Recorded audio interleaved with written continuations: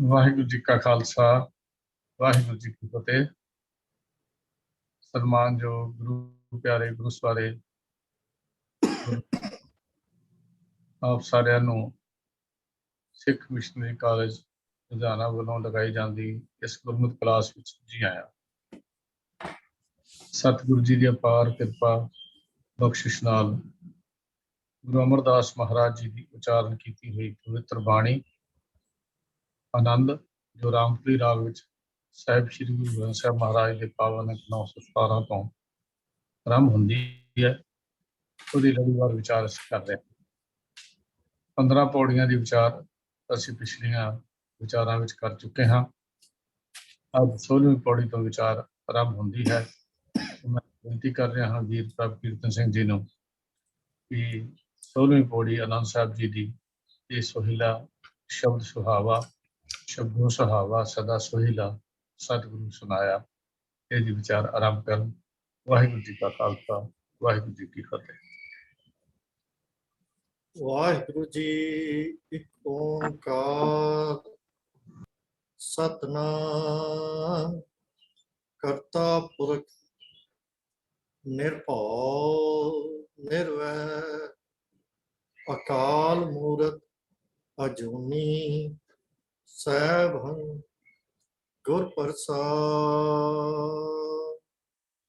ਵਾਹਿਗੁਰੂ ਜੀ ਕਾ ਖਾਲਸਾ ਵਾਹਿਗੁਰੂ ਜੀ ਕੀ ਫਤਿਹ। ਗੁਰੂ ਪਿਆਰਿਓ, ਅੱਜ ਅਸੀਂ ਆਨੰਦ ਸਾਹਿਬ ਜੀ ਦੀ 16ਵੀਂ ਪੌੜੀ ਦੀ ਵਿਚਾਰ ਸ਼ੁਰੂ ਕਰਨੀ ਹੈ।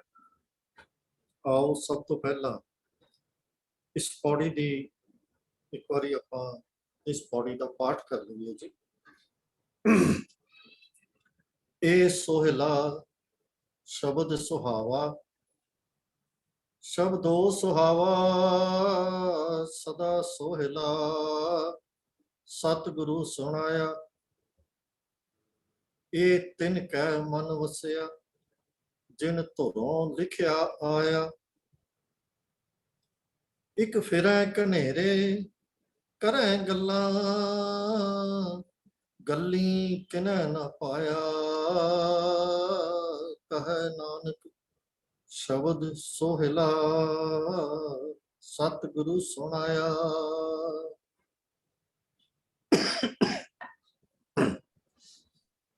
ਕੱਲ ਆਪਾਂ ਜਿਹਨਾਂ 3 ਪੌੜੀਆਂ ਦੀ ਵਿਚਾਰ ਕੀਤੀ ਸੀ ਉਹਨਾਂ ਵਿੱਚੋਂ ਜਿਹੜੀ ਅੰਤਲੀ ਪੌੜੀ ਸੀ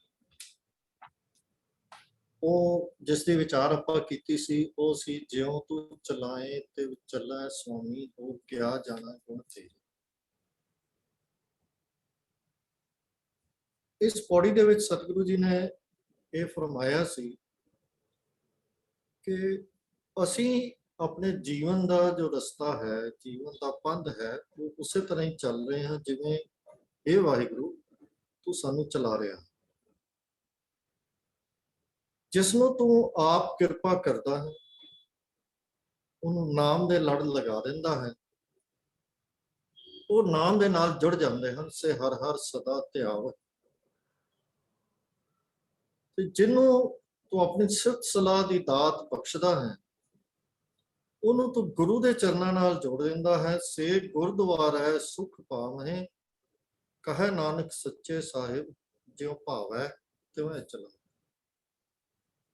ਸਤਿਗੁਰੂ ਜੀ ਨੇ ਇਹਦੇ ਵਿੱਚ ਸਾਨੂੰ ਸਮਝਾਇਆ ਸੀ ਕਿ ਅਸੀਂ ਆਪਣੇ ਬਲ, ਆਪਣੇ ਉਦਮ, ਆਪਣੀ ਅਕਲ ਦੇ ਨਾਲ ਅਸੀਂ ਆਨੰਦ ਦੀ ਪ੍ਰਾਪਤੀ ਤੱਕ ਨਹੀਂ ਪਹੁੰਚ ਸਕਦੇ। ਆਨੰਦ ਦੀ ਪ੍ਰਾਪਤੀ ਦਾ ਸਫ਼ਰ ਅਕਾਲ ਪੁਰਖ ਦੀ ਕਿਰਪਾ ਦੇ ਨਾਲ ਸ਼ੁਰੂ ਹੁੰਦਾ। ਕਰ ਕਿਰਪਾ ਜਿਨ ਨਾਮ ਲਾਏ ਸੇ ਹਰ ਹਰ ਸਦਾ ਧਿਆਨ। ਭਾਵ ਕਿ ਜਦੋਂ ਉਹ ਕਿਰਪਾ ਕਰਦਾ ਹੈ, ਜਦੋਂ ਉਹ ਕਿਰਪਾ ਕਰਦਾ ਹੈ ਤੇ ਸਾਨੂੰ ਗੁਰੂ ਦੇ ਦਰ ਤੇ ਲੈ ਜਾਂਦਾ ਹੈ।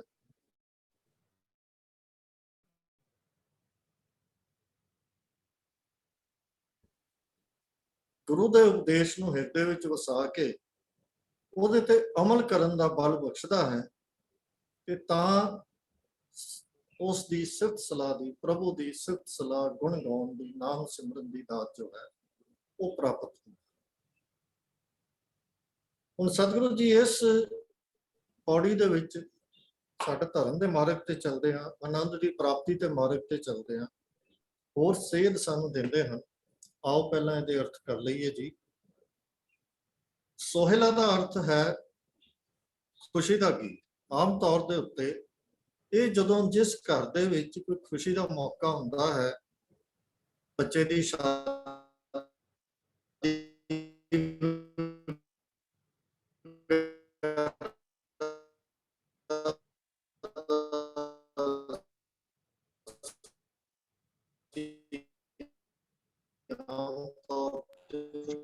ਆਰੰਭ ਤੋਂ ਕਰਨੀ ਹੈ ਜੀ। ਕਿਸ ਤਰ੍ਹਾਂ ਇਹ ਸੋਹਿਲਾ ਸ਼ਬਦ ਸੁਹਾਵਾ, ਸੋਹਿਲਾ ਖੁਸ਼ੀ ਦੇ ਗੀਤ ਨੂੰ ਕਹਿੰਦੇ ਹਨ। ਅਤੇ ਸਤਿਗੁਰੂ ਜੀ ਇੱਥੇ ਕਹਿ ਰਹੇ ਹਨ ਕਿ ਇਹ ਸੋਹਿਲਾ ਸ਼ਬਦ ਸੁਹਾਵਾ, ਸੁਹਾਵਾ ਦਾ ਅਰਥ ਹੈ ਸੋਹਣਾ। ਇਹ ਜੋ ਸ਼ਬਦ ਹੈ ਸਤਿਗੁਰੂ ਦਾ ਸ਼ਬਦ ਹੈ, ਭਾਵ ਸਤਿਗੁਰੂ ਦੀ ਸਿੱਖਿਆ ਜੋ ਆਤਮਿਕ ਆਨੰਦ ਦੇਣ ਵਾਲਾ ਗੀਤ ਹੈ। ਭਾਵ ਜਿਹੜਾ ਸੋਹਣਾ ਸ਼ਬਦ ਸਤਿਗੁਰੂ ਨੇ ਸੁਣਾਇਆ ਹੈ, ਇਹ ਖੁਸ਼ੀ ਦਾ ਗੀਤ ਹੈ, ਇਹ ਆਨੰਦ ਦੇਣ ਵਾਲਾ ਗੀਤ ਹੈ। ਇਹ ਉਹ ਗੀਤ ਹੈ ਜਿਸ ਦੇ ਵਿੱਚ ਮਗਨ ਹੋ ਕੇ ਮਨੁੱਖ ਆਨੰਦ ਦੀ ਅਵਸਥਾ ਤੱਕ ਪਹੁੰਚ ਜਾਂਦਾ।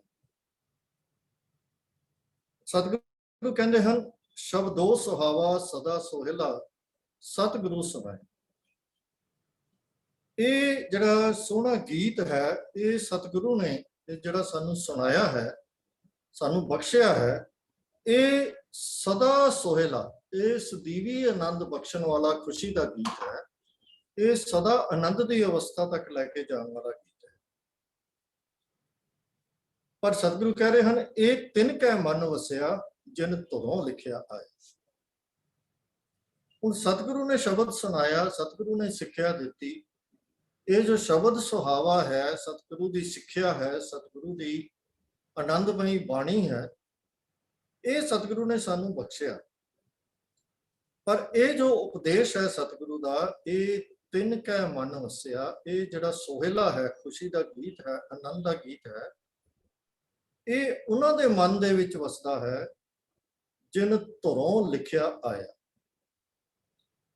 ਜਿਨ੍ਹਾਂ ਦੇ ਮੱਥੇ ਤੇ ਧੁਰੋਂ ਲਿਖਿਆ ਹੋਇਆ ਲੇਖ ਉਗੜਦਾ ਹੈ। ਭਾਵ ਅਕਾਲ ਪੁਰਖ ਆਪਣੀ ਕਿਰਪਾ ਕਰਕੇ ਜਿਨ੍ਹਾਂ ਨੂੰ ਇਹ ਦਾਤ ਬਖਸ਼ਦਾ ਹੈ, ਉਹਨਾਂ ਦੇ ਭਾਗਾਂ ਵਿੱਚ ਇਹ ਬਾਣੀ ਦੇ ਨਾਲ, ਗੁਰਬਾਣੀ ਦੇ ਨਾਲ ਜੁੜਨਾ ਲਿਖਿਆ ਜਾਂਦਾ। ਭਾਵ ਉਹਨਾਂ ਤੇ ਇਹ ਬਖਸ਼ਿਸ਼ ਹੋ ਜਾਂਦੀ ਹੈ ਕਿ ਉਹ ਆਪਣੇ ਇਸ ਜੀਵਨ ਦੇ ਵਿੱਚ ਬਾਣੀ ਦੇ ਨਾਲ, ਗੁਰਬਾਣੀ ਦੇ ਨਾਲ ਜੁੜ ਜਾਣ, ਇਸ ਨੂੰ ਆਪਣੇ ਮਨ ਦੇ ਵਿੱਚ ਵਸਾ ਲੈਣ। ਜਿਨ੍ਹਾਂ ਉੱਤੇ ਬਖਸ਼ਿਸ਼ ਹੁੰਦੀ ਹੈ, ਉਹਨਾਂ ਦੇ ਮਨ ਦੇ ਵਿੱਚ ਹੀ ਇਹ ਜੋ ਗੀਤ ਹੈ ਖੁਸ਼ੀ ਦਾ, ਇਹ ਜੋ ਉਪਦੇਸ਼ ਹੈ ਸਤਿਗੁਰੂ ਦਾ, ਇਹ ਉਹਨਾਂ ਦੇ ਮਨ ਦੇ ਵਿੱਚ ਵਸਦਾ ਹੈ। ਹੁਣ ਇੱਥੇ ਸਤਿਗੁਰੂ ਜੀ ਨੇ ਜੋ ਉਸ ਖਾਸ ਧਿਆਨ ਵਾਲੇ ਸਾਡੇ ਵਾਸਤੇ ਸ਼ਬਦ ਵਰਤੇ ਹਨ, ਇੱਕ ਤਾਂ ਸਤਿਗੁਰੂ ਜੀ ਨੇ ਇੱਥੇ ਸ਼ਬਦ ਸੁਹਾਵਾ ਸ਼ਬਦ ਵਰਤੇ ਹਨ। ਸ਼ਬਦ ਸੁਹਾਵਾ ਦਾ ਅਰਥ ਹੈ ਉਹ ਸੋਹਣਾ ਗੁਰੂ ਦਾ ਉਪਦੇਸ਼, ਭਾਵ ਗੁਰੂ ਦੀ ਬਾਣੀ, ਗੁਰਬਾਣੀ ਜਿਹੜੀ ਅਕਾਲ ਪੁਰਖ ਨਾਲ ਜੋੜਨ ਵਾਲੀ ਔਰ ਆਨੰਦ ਦੇਣ ਵਾਲੀ ਬਾਣੀ ਹੈ। ਕਿਉਂਕਿ ਅਕਾਲ ਪੁਰਖ ਨਾਲ ਜੁੜਨ ਦਾ ਅਰਥ ਹੈ ਅਸੀਂ ਆਨੰਦ ਦੇ ਸੋਮੇ ਦੇ ਨਾਲ ਜੁੜ ਗਏ, ਔਰ ਆਨੰਦ ਦੇ ਸੋਮੇ ਦੇ ਨਾਲ ਜੁੜਨ ਦੇ ਨਾਲ ਜੋ ਆਨੰਦ ਦੀ ਪ੍ਰਾਪਤੀ ਹੋਣੀ ਹੈ, ਇਹ ਉਹ ਸ਼ਬਦ ਹੈ, ਉਹ ਬਾਣੀ ਹੈ ਜੋ ਪ੍ਰਭੂ ਦੇ ਨਾਲ ਜੁੜ, ਇਹ ਸਦੀਵੀ ਆਨੰਦ ਬਖਸ਼ਦੀ ਹੈ। ਇਹ ਉਹ ਆਨੰਦ ਦਾ ਗੀਤ ਹੈ, ਇਸੇ ਕਰਕੇ ਖੁਸ਼ੀ ਦਾ ਗੀਤ ਸੋਹਿਲਾ ਇਸ ਨੂੰ ਕਿਹਾ ਗਿਆ। ਇੱਕ ਸਤਿਗੁਰੂ ਜੀ ਨੇ ਸ਼ਬਦ ਵਰਤਿਆ ਹੈ ਸੁਣਾਇਆ।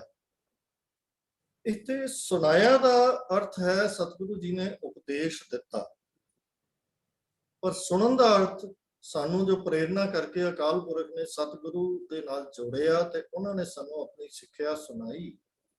ਪਰ ਇਹ ਸੁਣਾਈ ਉਦੋਂ ਹੀ ਗਿਣੀ ਜਾ ਸਕਦੀ ਹੈ ਜਦੋਂ ਇਹ ਸਾਡੇ ਮਨ ਦੇ ਵਿੱਚ ਵਸ ਜਾਵੇ, ਮਨ ਦੇ ਵਿੱਚ ਘਰ ਕਰ ਜਾਵੇ ਤੇ ਸਾਡੇ ਅਮਲਾਂ ਦੇ ਵਿੱਚ ਬਦਲ ਜਾਵੇ। ਤੋ ਜਦੋਂ ਕੋਈ ਚੀਜ਼ ਸਾਡੇ ਅਮਲਾਂ ਦੇ ਵਿੱਚ ਆਉਂਦੀ ਹੈ, ਉਹਦਾ ਪਹਿਲਾ ਕਦਮ ਉਸ ਨੂੰ ਸੁਣਨਾ ਹੁੰਦਾ ਹੈ। ਤੋ ਸਤਿਗੁਰੂ ਜੀ ਨੇ ਇੱਥੇ ਉਹ ਸ਼ਬਦ ਵਰਤਿਆ ਹੈ, ਪਰ ਇਹਦਾ ਅਰਥ ਕੰਨਾਂ ਨਾਲ ਜਾਂ ਸਰੀਰ ਨਾਲ ਸੁਣਨਾ ਨਹੀਂ ਹੈ। ਇਹ ਮਨ ਨਾਲ ਸੁਣਨਾ ਹੈ, ਮਨ ਦੇ ਵਿੱਚ ਘਰ ਕਰਨਾ ਹੈ, ਮਨ ਵਿੱਚ ਵਸਾਉਣਾ ਹੈ। ਤੇ ਇੱਕ ਸਤਿਗੁਰੂ ਜੀ ਨੇ ਲਿਖਿਆ ਹੈ, ਧੁਰੋਂ ਲਿਖਿਆ, ਇਹ ਤਿਨਕਾ ਮਨ ਵਸਿਆ ਜਿਨ ਧੁਰੋਂ ਲਿਖਿਆ ਆਇਆ। ਧੁਰੋਂ ਲਿਖਣ ਦਾ ਕੀ ਅਰਥ ਹੈ? ਗੁਰਮਤਿ ਸਿਧਾਂਤ ਦੇ ਮੁਤਾਬਕ ਅਸੀਂ ਕਰਮ ਕਰਦੇ ਹਾਂ, ਕਰਮਾਂ ਦਾ ਫਲ ਸਾਨੂੰ ਮਿਲਣਾ ਹੈ, ਪਰ ਕਰਮ ਸਨਾਤਨ ਮਤ ਦੀ ਕਰਮ ਫਿਲਾਸਫੀ ਵਾਂਗ ਆਟੋਮੈਟਿਕ ਨਹੀਂ ਹਨ ਕਿ ਉਹਨਾਂ ਨੇ ਆਪਣੇ ਆਪ ਹੀ ਇਹ ਨਿਰਧਾਰਿਤ ਕਰ ਲੈਣਾ ਹੈ ਕਿ ਸਾਨੂੰ ਕੀ ਫਲ ਮਿਲਣਾ।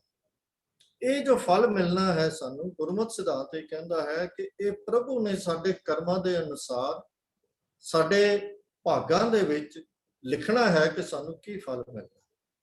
ਤਾਂ ਇਸ ਨੂੰ ਅਸੀਂ ਧੁਰੋਂ ਲਿਖਿਆ ਕਹਿ ਰਹੇ ਹਾਂ ਕਿ ਅਕਾਲ ਪੁਰਖ ਨੇ ਆਪ ਬਖਸ਼ਿਸ਼ ਕਰਕੇ, ਕਿਰਪਾ ਕਰਕੇ, ਮਿਹਰ ਕਰਕੇ ਜੋ ਸਾਡੇ ਭਾਗਾਂ ਦੇ ਵਿੱਚ ਲਿਖ ਦਿੱਤਾ ਉਹ ਸਾਨੂੰ ਪ੍ਰਾਪਤ ਹੋਣਾ ਹੁੰਦਾ ਹੈ। तो सतगुरु ये कह रहे हैं कि जो अकाल पुरख ने मेहर की साडे भागां दे विच लिखिया उहदे अनुसार ये जो सतगुरु जी की बाणी है ये उन्हां दे मन दे विच ही वसदी है, उन्हां दे जीवन दे विच ही अमला राही प्रगट हुंदी है, जिन्हां उत्ते अकाल पुरख की कृपा होंदी है। वो मेहर दे नाल बख्शिश करता है। एक फिरै कनेरे करै गल्लां गल्ली किन्है ना पा। एक दा अर्थ कई जीव फिरै कनेरे करै गल्लां गल्ली किन्है ना पाए। भाव अनेका ऐसे कई ऐसे जीव फिरदे हन फिरै कनेरे जिन्हां दे मन विच वसिया नहीं, जिन्हां दी अवस्था नहीं जो उपरली पंक्ति दे विच सतगुरां ने दसी है। तां ओह की करदे हन? ओह गल्लां करदे हन। भाव ज्ञान दियां निरीਆਂ ਗੱਲਾਂ ਕਰਦੇ ਹਨ, ਉਹਨਾਂ ਦੇ ਉਹ ਮਨ ਦੇ ਵਿੱਚ ਨਹੀਂ ਵਸਦੀਆਂ, ਉਹਨਾਂ ਦੇ ਅਮਲਾਂ ਰਾਹੀਂ ਪ੍ਰਗਟ ਨਹੀਂ ਹੁੰਦੀਆਂ। ਉਹ ਕੇਵਲ ਗਿਆਨ ਦੀਆਂ, ਧਰਮ ਦੀਆਂ, ਇਤਿਆਦਿਕ ਇਸ ਕਿਸਮ ਦੀਆਂ ਗੱਲਾਂ ਕਰਦੇ ਹਨ। ਗੱਲੀ ਕਿਨੈ ਨਾ ਪਾਏ, ਪਰ ਨਾ ਕੋਈ ਗਿਆਨ ਦੀਆਂ ਗੱਲਾਂ ਦੇ ਨਾਲ ਆਨੰਦ ਨੂੰ ਪ੍ਰਾਪਤ ਕਰ ਸਕਦਾ ਹੈ, ਨਾ ਸਿਰਫ ਐਸੀਆਂ ਗੱਲਾਂ ਦੇ ਨਾਲ ਕੋਈ ਪ੍ਰਾਪਤ ਕਰ ਸਕਦਾ ਹੈ ਜੋ ਹੋਣ ਤਾਂ ਬਹੁਤ ਚੰਗੀਆਂ पर मन विच ना वसन ते अमलों विचों प्रगट ना हो, अमलों विच ना जा, वो अमलों का रूप ना लैन, तो फिर गल्ली किन्है ना पाया, फिर वो सिर्फ गल्लां रह जांदियां। कहे नानक शब्द सोहेला सतगुरु सुनाया। तो सतगुरु का जो सुनाया होया, बख्शिया होया जो गुरबाणी का शब्द है, सुंदर शब्द है, खुशी का गीत है, आनंद का गीत है, ਉਹ ਸਤਿਗੁਰੂ ਨੇ ਸਾਨੂੰ ਆਪਣੀ ਕਿਰਪਾ ਕਰਕੇ ਦਾਤ ਦੇ ਵਿੱਚ ਦਿੱਤਾ ਹੈ, ਸੁਣਾਇਆ। ਫਿਰੇ ਕਨੇਰੇ ਦਾ ਅਰਥ ਹੈ ਕਿ ਬਹੁਤ ਲੋਕ ਫਿਰਦੇ ਪਏ ਹਨ। ਇੱਥੇ ਫਿਰਦੇ ਦਾ ਅਰਥ ਹੈ ਭਟਕਣਾ।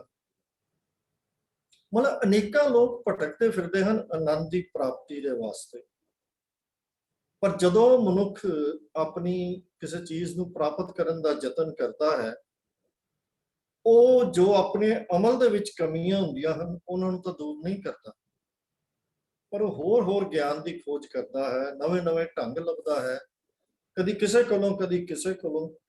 ਤਾਂ ਇਹ ਜੋ ਹੈ ਇਹ ਇੱਕ ਭਟਕਣਾ ਬਣ ਜਾਂਦਾ। ਗਿਆਨ ਇਕੱਠਾ ਕਰਨਾ ਵੀ ਇੱਕ ਭਟਕਣਾ ਬਣ ਜਾਂਦੀ ਹੈ। ਤੇ ਫਿਰ ਅਜਿਹਾ ਮਨੁੱਖ ਕਰਦਾ ਕੀ ਹੈ? ਕਰਾਂ ਗੱਲਾਂ। ਉਹ ਫਿਰ ਸਿਰਫ ਗਿਆਨ ਦੀਆਂ ਗੱਲਾਂ ਤੱਕ ਹੀ ਸੀਮਤ ਹੋ ਜਾਂਦਾ। ਗੱਲਾਂ ਜਿਹੜੀਆਂ ਅਮਲ ਵਿੱਚ ਨਹੀਂ ਆਈਆਂ, ਜਿਹੜੀਆਂ ਮਨ ਦੇ ਵਿੱਚ ਨਹੀਂ ਵਸੀਆਂ, ਜਿਨ੍ਹਾਂ ਦਾ ਗਿਆਨ ਕਰਮਾਂ ਦਾ ਰੂਪ, ਅਮਲ ਦਾ ਰੂਪ ਉਹ ਨਹੀਂ ਲੈਂਦਾ, ਉਹ ਗੱਲਾਂ ਦੀਆਂ ਗੱਲਾਂ ਹੀ ਰਹਿ ਜਾਂਦੀਆਂ। ਜਦੋਂ ਗੱਲਾਂ ਵਿੱਚ ਹੀ ਰਹਿ ਗਿਆ ਗਿਆਨ, ਤਾਂ ਇਹਦਾ ਅਰਥ ਇਹ ਹੈ ਕਿ ਉਹ ਗਿਆਨ ਵੀ ਪੂਰਾ ਗਿਆਨ ਨਹੀਂ ਹੈ, ਉਹ ਸਿਰਫ ਇੱਕ ਸੁਪਰਫਿਸ਼ੀਅਲ ਗਿਆਨ ਹੈ। ਕਿਉਂਕਿ ਜੇ ਗਿਆਨ ਸਾਡੇ ਮਨ ਤੱਕ ਚਲਾ ਜਾਵੇ ਤਾਂ ਫਿਰ ਉਹ ਕਰਮਾਂ ਦੇ ਵਿੱਚ ਪਰਿਵਰਤ ਹੋਵੇਗਾ, ਫਿਰ ਸਾਡੇ ਅਮਲਾਂ ਦੇ ਵਿੱਚੋਂ ਪ੍ਰਗਟ ਹੋਵੇਗਾ। ਪਰ ਜੇ ਅਮਲਾਂ ਤੱਕ ਨਹੀਂ ਗਿਆ ਤੇ ਫਿਰ ਉਹ ਗਿਆਨ। ਤਾਂ ਇਸ ਪੌੜੀ ਦੇ ਵਿੱਚ ਸਤਿਗੁਰੂ ਜੀ ਨੇ ਜੋ ਸਾਨੂੰ ਗੱਲਾਂ ਸਮਝਾਈਆਂ ਹਨ, ਉਹਨਾਂ ਦੇ ਵਿੱਚ ਇੱਕ ਬੜਾ ਇੰਪੋਰਟੈਂਟ ਸਾਡੇ ਜੀਵਨ ਦਾ ਇੱਕ ਪੁਆਇੰਟ ਹੈ ਕਿ ਗੁਰੂ ਦੀ ਬਾਣੀ ਹੀ ਜੋ ਹੈ, ਗੁਰੂ ਦਾ ਉਪਦੇਸ਼ ਜਿਹੜਾ ਹੈ, ਇਹ ਹੀ ਆਨੰਦ ਦਾ, ਪ੍ਰਭੂ ਮਿਲਾਪ ਦਾ ਸਾਧਨ ਹੈ।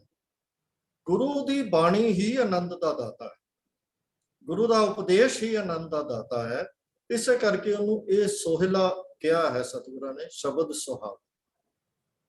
ਪਰ ਗੁਰੂ ਜੀ ਦਾ ਉਪਦੇਸ਼ ਜੋ ਹੈ ਉਹ ਰਸਮੀ ਤੌਰ ਤੇ ਸੁਣਨ ਨਾਲ ਗੱਲ ਨਹੀਂ ਬਣਨੀ। ਗੱਲ ਉਦੋਂ ਬਣਨੀ ਹੈ ਕਿ ਜਦੋਂ ਅਸੀਂ ਉਪਦੇਸ਼ ਨੂੰ ਸੁਣ ਕੇ, ਸਮਝ ਕੇ, ਆਪਣੇ ਮਨ ਦੇ ਵਿੱਚ ਵਸਾ ਕੇ ਆਪਣੇ ਜੀਵਨ ਦੇ ਵਿੱਚ ਢਾਲਦੇ। ਇਹ ਕੋਈ ਇਸ ਤਰ੍ਹਾਂ ਦਾ ਕੰਮ ਨਹੀਂ ਹੈ ਕਿ ਜਿਹੜਾ ਬਾਹਰੀ ਤੌਰ ਦੇ ਉੱਤੇ ਕਰ ਲਿਆ ਤੇ ਆਨੰਦ ਦੀ ਪ੍ਰਾਪਤੀ ਹੋ ਗਈ। ਨਹੀਂ, ਇਹ ਅਮਲਾਂ ਦੇ ਰਾਹੀਂ ਹੋਣੀ ਹੈ। ਅਮਲਾਂ ਤੋਂ ਬਿਨਾਂ ਹੋਰ ਕੋਈ ਢੰਗ ਨਹੀਂ ਆਨੰਦ ਦੀ ਪ੍ਰਾਪਤੀ ਦਾ। ਤਾਂ ਇਹ ਜਦੋਂ ਤੱਕ ਮਨ ਵਿੱਚ ਵਸਾ ਕੇ, ਇਹ ਤਿਨਕਾ ਮਨ ਵਸਿਆ, ਜਦੋਂ ਤੱਕ ਮਨ ਦੇ ਵਿੱਚ ਵਸਾ ਕੇ ਅਸੀਂ ਉਹਦੇ ਤੇ ਅਮਲ ਨਹੀਂ ਕਰਦੇ, ਉਦੋਂ ਤੱਕ ਇਹ ਵੀ ਨਹੀਂ ਹੋ ਸਕਦਾ ਕਿ ਸਾਡੇ ਤੇ ਅਕਾਲ ਪੁਰਖ ਨੇ ਕਿਰਪਾ ਕਰ ਦਿੱਤੀ।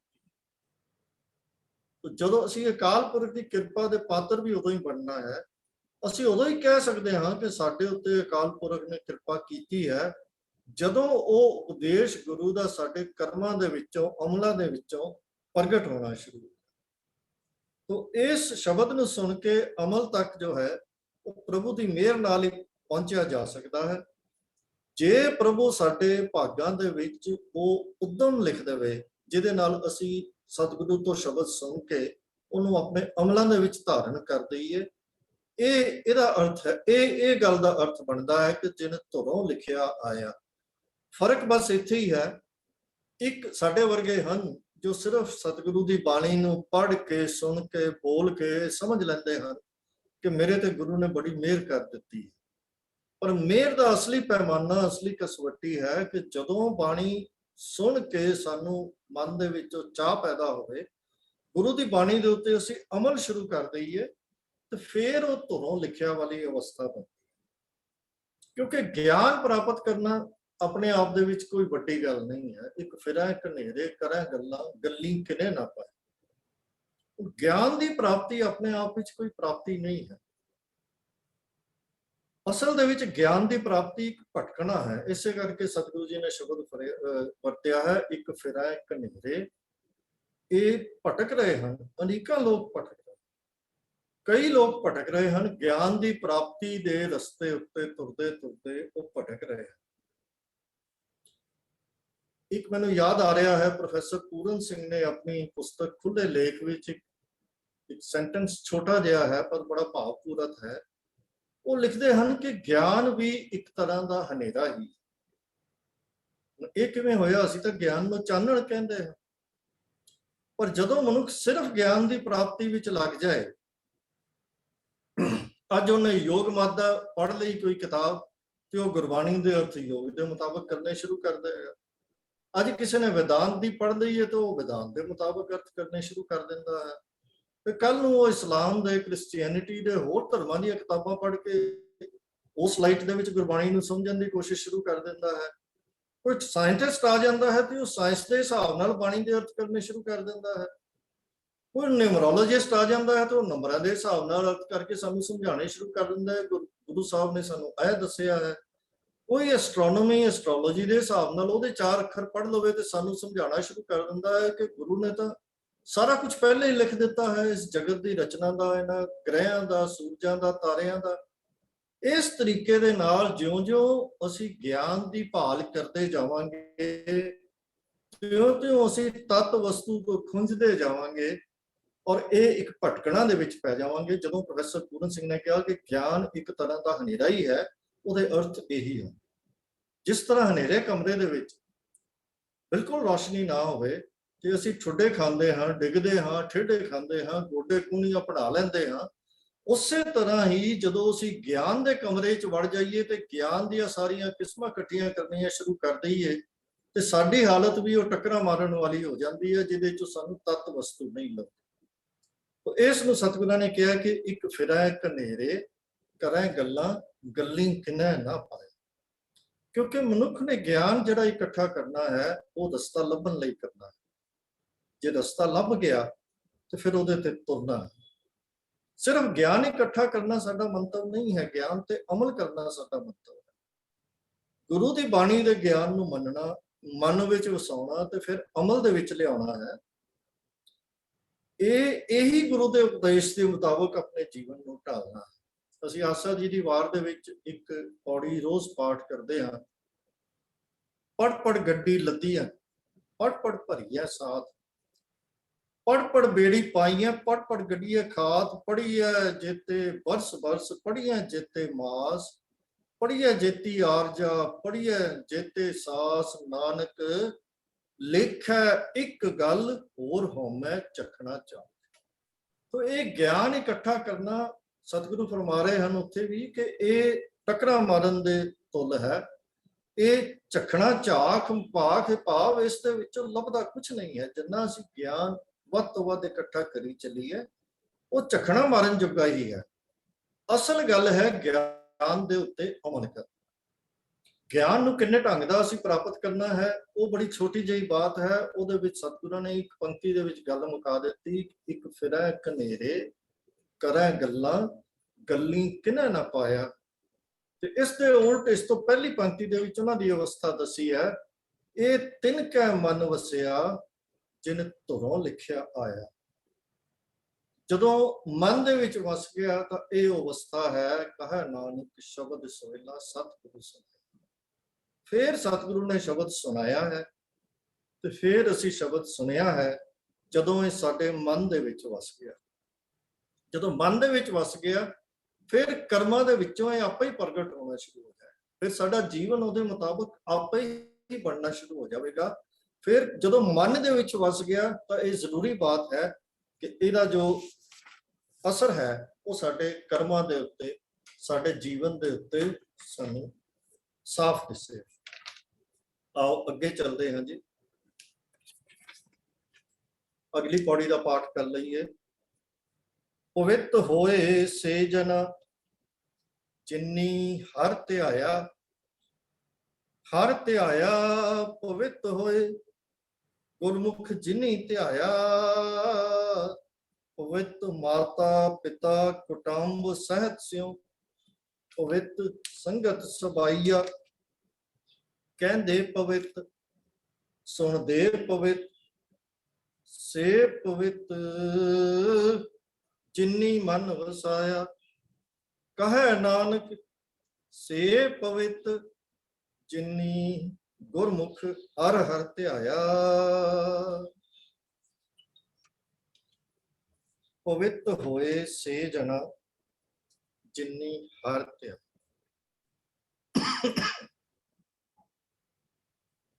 जिन्नी हर ध्याया पाप जिन्हां ने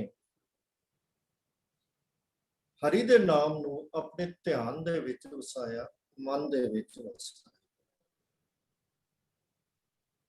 पवित्र होए से जन जिन्हां ने हरि नूं ध्याया, अपने ध्यान दे विच वसाया, भाव हरि नूं सिमरिया, उहदा सिमरन कीता, याद कीता, उहदी याद नूं मन दे विच वसाया। पवित्र होए से जन, वो पवित्र हो, उन्हां दे अंदर आनंद प्रगट हो। पवित्र होए से जना जिन्नी हर ध्याया, हर ध्याया पवित्र होए गुरमुख जिन्नी ध्याया। हुण इत्थे सतगुरां ने गल क्लीयर कर दी कि जिन्नी हर ध्याया, कौन हरि दा नाम ध्या सकता है, कौन हरि नूं याद कर सकता है, कौन वाहिगुरू दी याद दे विच जुड़ सकता है। गुरमुख जिन्नी ध्याया भाव गुरु दे शब्द दे सदका, गुरु दे वल मूह करन दे सदका, गुरु कोलों मत ग्रहण दे सदका जिन्हां ने उस प्रभु नूं ध्याया, उस प्रभु नूं ध्या के ऐसे मनुख, ऐसे वडभागे मनुख हर ध्याया पवित्र होए, वो पवित्र हो, उन्हां दा जीवन पवित्र हो। भाव उन्हां दा जीवन ऐसा हो गया कि जिन्हों देख के दूजे प्रेरणा लै सकन, पवित्र हो गया। पर सिर्फ उन्होंने अपना जीवन ही नहीं पवित्र हो, पवित्र माता पिता कुटुंब सहत स्यों, पवित्र संगत सबाइया। उन्होंने संगत का असर पवित्र माता पिता भाव उन्होंने माता पिता, कुटुंब भाव परिवार, उन्होंने पति पत्नी बच्चे भैन भरा सारा परिवार, परिवार समेत माता पिता पवित्र हो गए। पवित्र संगत सबाई, संगत का अर्थ है ਕਿ ਜਿਸ ਨੇ ਵੀ ਉਹਨਾਂ ਦੀ ਸੰਗਤ ਕੀਤੀ, ਉਹ ਸਾਰੀ ਦੀ ਸਾਰੀ, ਸਬਾਈਆ ਦਾ ਅਰਥ ਹੈ ਸਾਰੇ ਹੀ, ਜਿੰਨਿਆਂ ਨੇ ਵੀ ਉਹਨਾਂ ਦੀ ਸੰਗਤ ਕੀਤੀ ਉਹ ਸਾਰੇ ਵੀ ਪਵਿੱਤਰ ਹੋ। ਹੁਣ ਇੱਥੇ ਪਵਿੱਤਰ ਦਾ ਕੀ ਅਰਥ?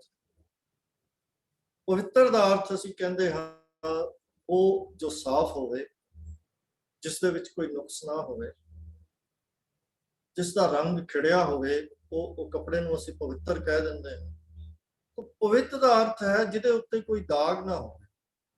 ਤੇ ਜਦੋਂ ਇੱਥੇ ਅਸੀਂ ਆਪਣੇ ਜੀਵਨ ਦੀ ਗੱਲ ਕਰ ਰਹੇ ਹੋਈਏ ਤਾਂ ਪਵਿੱਤਰ ਦਾ ਅਰਥ ਹੈ ਕਿ ਉਹ ਵਿਅਕਤੀ ਜਿਸ ਦੇ ਜੀਵਨ ਦੇ ਵਿੱਚ, ਜਿਸ ਦੇ ਆਚਰਣ ਦੇ ਵਿੱਚ ਕੁਝ ਵੀ ਮੈਲਾ ਨਾ ਹੋ, ਭਾਵ ਉਹਦਾ ਜੀਵਨ ਪੂਰੀ ਤਰ੍ਹਾਂ ਦੇ ਨਾਲ ਮੈਲ ਤੋਂ ਰਹਿਤ ਹੋ।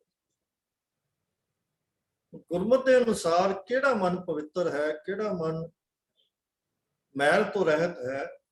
ਉਹ ਹੈ ਜਿਹਦੇ ਉੱਤੇ ਹੋਛੇ ਰਸਾਂ, ਮਾਇਆ ਦੇ ਰਸਾਂ ਦਾ ਪਿਆਰ ਨਾ ਹੋਵੇ, ਰੰਗ ਨਾ ਚੜਿਆ ਹੋਵੇ। ਉਹ ਹਿਰਦੇ ਪਵਿੱਤਰ, ਉਹ ਜੀਵਨ ਪਵਿੱਤਰ ਹੈ। ਪਰ ਇਹ ਕਿਸ ਤਰ੍ਹਾਂ ਹੋ ਸਕਦਾ ਹੈ? ਉਹ ਸਤਿਗੁਰੂ ਜੀ ਇੱਥੇ ਸਾਨੂੰ ਕਲੀਅਰ ਕਰ ਰਹੇ ਹਨ ਕਿ ਸਾਡਾ ਜੀਵਨ ਪਵਿੱਤਰ ਕੇਵਲ ਉਦੋਂ ਹੀ ਹੋ ਸਕਦਾ ਹੈ ਜਦੋਂ ਗੁਰਮੁਖ ਚਿੰਨੀ ਤੇ ਆਇਆ, ਗੁਰੂ ਦੀ ਸ਼ਰਨ ਦੇ ਵਿੱਚ ਪੈ ਕੇ ਹਰ ਤੇ ਆਇਆ, ਤੇ ਹਰੀ ਦੇ ਨਾਮ ਦੇ ਨਾਲ ਜੁੜਨਾ ਕਰੀਏ, ਹਰੀ ਦੀ, ਪ੍ਰਭੂ ਦੀ ਸਿਫਤ ਸਲਾਹ ਕਰੀਏ, ਹਰੀ ਦੇ ਗੁਣ ਗਾਈਏ। ਇਹ ਆਨੰਦ ਦੀ ਅਵਸਥਾ ਹੈ। ਸੋ ਇੱਥੇ ਆਨੰਦ ਦੀ ਅਵਸਥਾ ਦਾ ਇੱਕ ਪੱਖ ਲੈ ਕੇ ਗੁਰੂ ਸਾਹਿਬ ਸਾਨੂੰ ਸਮਝਾ ਰਹੇ ਹਨ ਕਿ ਆਨੰਦ ਦੀ ਅਵਸਥਾ ਪਵਿੱਤਰਤਾ ਦੀ ਅਵਸਥਾ ਹੈ। ਜਦੋਂ ਅਸੀਂ ਪ੍ਰਭੂ ਦੇ ਨਾਮ ਦੇ ਨਾਲ ਜੁੜਦੇ ਹਾਂ, ਗੁਰੂ ਦੇ ਗਿਆਨ ਦੇ ਨਾਲ, ਗੁਰੂ ਦੀ ਸਿੱਖਿਆ ਦੇ ਨਾਲ ਜੁੜਦੇ ਹਾਂ, ਉਹਨੂੰ ਹਿਰਦੇ ਵਿੱਚ ਵਸਾ ਕੇ ਉਹਦੇ ਤੇ ਅਮਲ ਕਰਦੇ ਹਾਂ, ਤਾਂ ਉਹ ਜਿਹੜੀ ਆਨੰਦ ਦੀ ਅਵਸਥਾ ਹੁੰਦੀ ਹੈ ਉਹ ਪਵਿੱਤਰਤਾ ਦੀ ਅਵਸਥਾ ਹੁੰਦੀ। ਉਦੋਂ ਹਰੀ ਦੇ ਪਿਆਰ ਦੇ ਨਾਲ ਸਾਡਾ ਜਦੋਂ ਮਨ ਰੰਗਿਆ ਜਾਂਦਾ ਹੈ, ਜਦੋਂ ਨਾਮ ਦਾ ਸਿਮਰਨ ਕਰਦੇ ਹਾਂ, ਮਨੁੱਖ ਆਨੰਦ ਪ੍ਰਾਪਤ ਕਰਦਾ ਹੈ, ਤਾਂ ਫਿਰ ਕੀ ਹੁੰਦਾ ਹੈ? ਹਰੀ ਦੇ ਨਾਮ ਦੇ ਰਸ ਦੇ ਕਾਰਨ ਮਾਇਆ ਦੇ ਵਿਕਾਰਾਂ ਦੇ ਰਸ ਸਾਨੂੰ ਹੋਛੇ ਲੱਗਣੇ ਸ਼ੁਰੂ ਹੋ ਜਾਂਦੇ। ਮਾਇਆ ਦੇ ਰਸ ਫਿੱਕੇ ਲੱਗਦੇ ਹਨ। ਜਦੋਂ ਮਾਇਆ ਦੇ ਰਸ ਫਿੱਕੇ ਲੱਗਦੇ ਹਨ, ਫਿਰ ਮਾਇਆ ਦੇ ਰਸ ਚੰਗੇ ਨਹੀਂ ਲੱਗਦੇ, ਤਾਂ ਫਿਰ ਮਨ ਦੇ ਉੱਤੇ ਮਾਇਆ ਦੇ ਰਸਾਂ ਦਾ, ਵਿਕਾਰਾਂ ਦੇ ਰਸਾਂ ਦਾ, ਵਿਕਾਰਾਂ ਦੀ ਅਟਰੈਕਸ਼ਨ ਜਿਹੜੀ ਹੈ ਉਹਦਾ ਪ੍ਰਭਾਵ ਨਹੀਂ ਪੈਂਦਾ। ਤੇ ਜਦੋਂ ਮਨ ਦੇ ਉੱਤੇ ਵਿਕਾਰ ਪ੍ਰਭਾਵ ਨਹੀਂ ਕਰਦੇ, ਉਹ ਪ੍ਰਭਾਵ ਨਹੀਂ ਪਾਉਂਦੇ, ਤਾਂ ਫਿਰ ਮਨ ਪਵਿੱਤਰ ਕਹਿਲਾਉਂਦਾ, ਮਨ ਪਵਿੱਤਰ ਹੋ ਜਾਂਦਾ ਹੈ। ਕਿਉਂਕਿ ਦਾਗ ਦਾ ਜਦੋਂ ਵੀ ਸਾਨੂੰ ਲੱਗਦੇ ਹਨ, ਉਹ ਮਾਇਆ ਦੇ ਹੀ ਲੱਗਦੇ ਹਨ, ਵਿਕਾਰਾਂ ਦੇ ਹੀ ਲੱਗਦੇ ਹਨ। ਜਦੋਂ ਹਰੀ ਦੇ ਰਸ ਦੇ ਨਾਲ ਜੁੜ ਗਏ, ਜਦੋਂ ਹਰੀ ਦਾ ਰਸ ਆਣਾ ਸ਼ੁਰੂ ਹੋ ਗਿਆ, ਹਰੀ ਦੇ ਸਿਮਰਨ ਦਾ ਰਸ ਆਣਾ ਸ਼ੁਰੂ ਹੋ ਗਿਆ, ਫਿਰ ਉਹ ਰਸ ਨਹੀਂ ਭਾਵਾ, ਫਿਰ ਉਹ ਰਸ ਚੰਗਾ ਨਹੀਂ ਲੱਗਦਾ ਸਾਨੂੰ। ਫਿਰ ਵਿਕਾਰਾਂ ਦੇ, ਦੁਨਿਆਵੀ ਮਾਇਆ ਦੇ ਰਸ ਸਾਨੂੰ ਚੰਗੇ ਨਹੀਂ ਲੱਗਦੇ। ਇਹ ਪਵਿੱਤਰਤਾ ਦੀ ਅਵਸਥਾ ਹੈ, ਇਹ ਆਨੰਦ ਦੀ ਅਵਸਥਾ ਹੈ। ਇਹ ਦੋਨੋਂ ਇੱਕੋ ਹੀ ਅਵਸਥਾ ਦੇ ਦੋ ਪਾਸੇ ਹਨ, ਦੋ ਰੂਪ ਹਨ ਜਿਹੜੇ ਸਤਿਗੁਰੂ ਸਾਡੇ ਸਾਹਮਣੇ ਰੱਖ ਰਹੇ। ਜਿਹੜਾ ਵਿਅਕਤੀ ਆਨੰਦ ਦੀ ਅਵਸਥਾ ਨੂੰ ਪ੍ਰਾਪਤ ਹੁੰਦਾ ਹੈ, ਉਹਦਾ ਜੀਵਨ ਪਵਿੱਤਰ ਹੋ ਜਾਂਦਾ ਹੈ, ਵਿਕਾਰਾਂ ਤੋਂ ਰਹਿਤ ਹੋ ਜਾਂਦਾ ਹੈ। ਉਹ ਇਸ ਜਗਤ ਦੇ ਵਿੱਚ ਵਿਕਾਰਾਂ ਤੋਂ ਉੱਤੇ ਉੱਠ ਕੇ, ਮਾਇਆ ਤੋਂ ਉੱਤੇ ਉੱਠ ਕੇ ਆਪਣਾ ਜੀਵਨ ਬਤੀਤ ਕਰਦਾ ਹੈ। ਤੇ ਜਦੋਂ ਇਨਸਾਨ ਦਾ ਜੀਵਨ ਆਨੰਦ ਨਾਲ ਭਰਪੂਰ ਹੋਵੇ, ਐਸੇ ਵਡਭਾਗੇ ਮਨੁੱਖ ਦਾ ਜੀਵਨ ਪਵਿੱਤਰਤਾ ਨਾਲ ਭਰਪੂਰ ਹੋਵੇ, ਵਿਕਾਰਾਂ ਤੋਂ ਰਹਿਤ ਹੋਵੇ, ਤਾਂ ਫਿਰ ਕੁਦਰਤੀ ਗੱਲ ਹੈ ਕਿ ਉਹਦੇ ਨਜ਼ਦੀਕ ਆਉਣ ਵਾਲੇ ਹਰ ਵਿਅਕਤੀ ਦੇ ਉੱਤੇ ਉਸ ਦੇ ਅਮਲੀ ਜੀਵਨ ਦੇ ਕਰਮਾਂ ਦਾ ਉਹਦੇ ਉੱਤੇ ਅਸਰ ਪਏਗਾ। ਪਵਿੱਤ ਮਾਤਾ ਪਿਤਾ ਕੁਟੰਬ ਸਹਿਤ ਸਿਉ ਪਵਿੱਤ ਸੰਗਤ ਸਭਾਈ। ਅਜਿਹੇ ਪਵਿੱਤਰ ਜੀਵਨ ਦਾ ਅਸਰ ਉਹਦੇ ਨੇੜੇ ਰਹਿਣ ਵਾਲੇ ਹਰ ਵਿਅਕਤੀ ਦੇ ਉੱਤੇ ਅਸਰ ਪਏ। ਮਾਤਾ ਪਿਤਾ ਕੁਟੰਬ ਸਹਿਤ ਸਿਉ ਭਾਵ ਇਹ ਹੈ, ਸੰਗਤ ਸਵਾਈਆ ਦਾ ਭਾਵ ਇਹ ਹੈ ਕਿ ਜਿਸ ਨੂੰ ਵੀ ਉਸ ਦੀ ਛੋਹ ਪ੍ਰਾਪਤ ਹੋ ਗਈ, ਜਿਹੜਾ ਵੀ ਨਾਮ ਸਿਮਰਨ ਦੇ ਵਿੱਚ ਆਨੰਦ ਲੈ ਰਹੇ ਵਿਅਕਤੀ ਦੇ ਨਾਲ ਸੰਪਰਕ ਵਿੱਚ ਵੀ ਆ ਗਿਆ, ਜਿਹਦਾ ਵੀ ਉਹਦੇ ਨਾਲ ਕੋਈ ਸੰਬੰਧ ਨੇੜੇ ਦਾ ਸਥਾਪਿਤ ਹੋ ਗਿਆ, ਔਰ ਉਹਦੇ ਗੁਣਾਂ ਦੀ ਝਾਤ ਉਹਨੂੰ ਪੈ ਗਈ ਕਿ ਉਹਦਾ ਜੀਵਨ ਕੈਸਾ ਹੈ, ਉਹਦੇ ਉੱਤੇ ਐਸਾ ਅਸਰ ਪਵੇਗਾ ਕਿ ਉਹ ਵੀ ਪਵਿੱਤਰ ਹੋ ਜਾਵੇ। ਕਹਿਣ ਤੋਂ ਭਾਵ ਉਹਨੂੰ ਵੀ ਉਸ ਪ੍ਰਭੂ ਦੇ ਨਾਮ ਨਾਲ ਜੁੜਨ ਦੀ, ਗੁਰੂ ਦੀ ਸ਼ਰਨ ਦੇ ਵਿੱਚ ਪੈਣ ਦੀ ਪ੍ਰੇਰਨਾ ਮਿਲੇਗੀ। ਉਹ ਵੀ ਉਹਦੇ ਜੀਵਨ ਨੂੰ ਦੇਖ ਕੇ ਗੁਰਮੁਖ ਜਿਨੀ ਧਿਆਇਆ ਵਾਲੀ ਅਵਸਥਾ ਤੱਕ ਜਾਣ ਦਾ ਯਤਨ ਕਰੇਗਾ, ਕਿਉਂਕਿ ਇਹ ਪਵਿੱਤਰਤਾ ਦਾ ਜੀਵਨ, ਇਹ ਆਨੰਦ ਦਾ ਜੀਵਨ ਉਹਦੇ ਨੇੜਲੇ ਹਰ ਵਿਅਕਤੀ ਦੇ ਉੱਤੇ ਪ੍ਰਭਾਵ ਪਾਏ।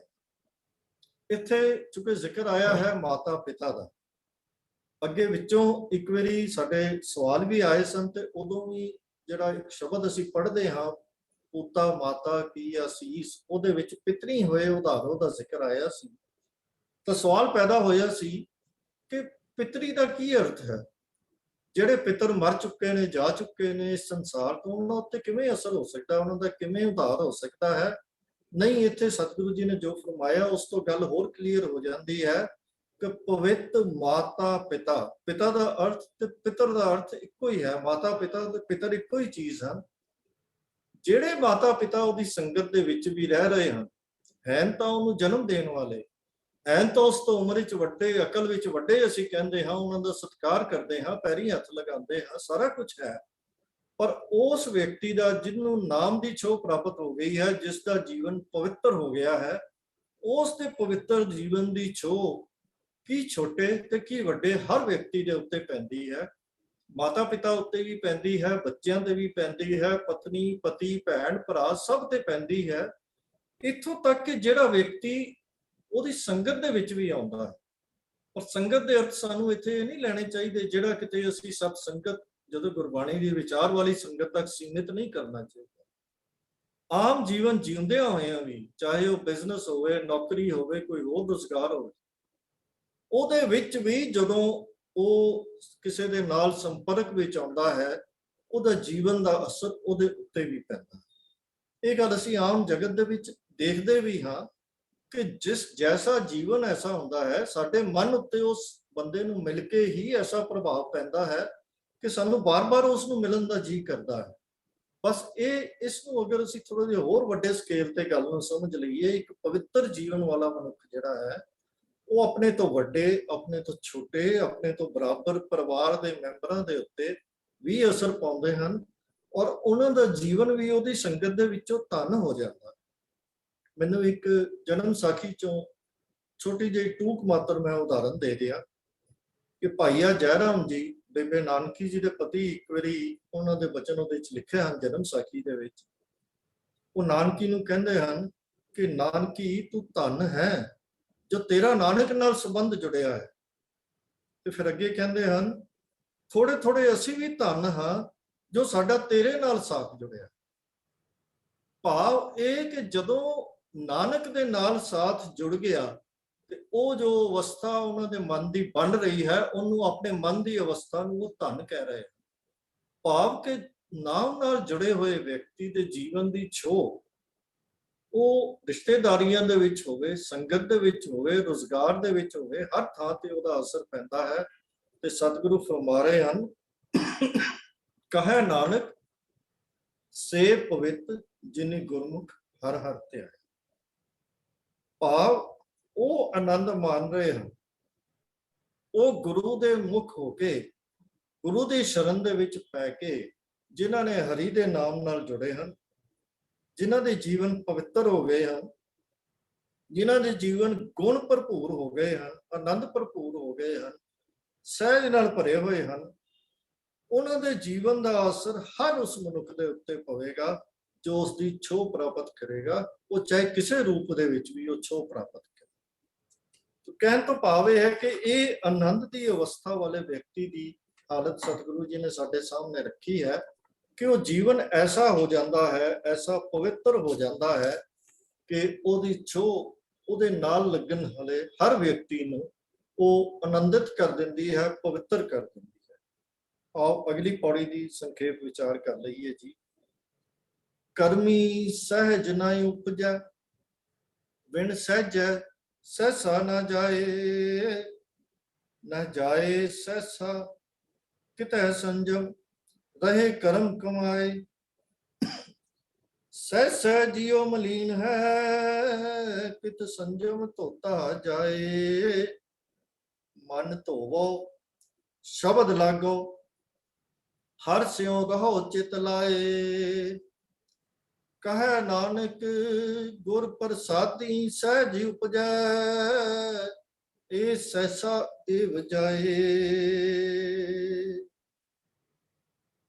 ਕਰਮੀ ਸਹਿਜ ਨ ਉਪਜੈ।